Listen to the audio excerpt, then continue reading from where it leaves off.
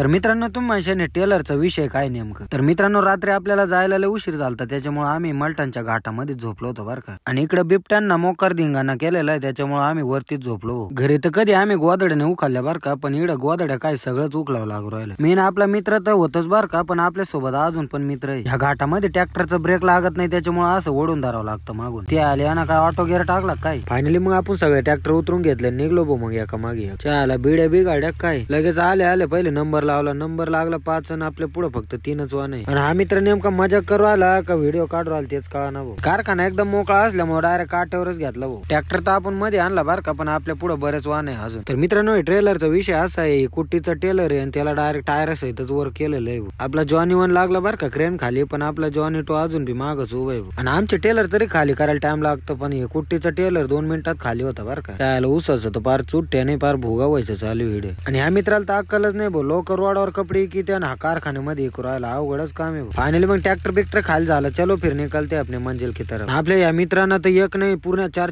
टायला जोडलेलं आहे भाऊ ट्रॅक्टरला. यार साप बीप बनी तो काय तू. लगेच तळेगावामध्ये आल्यावर जॉनी 1 दिला लावून आणि मित्राला घेऊन आपण निघलो जॉनी 2 ला घेऊन.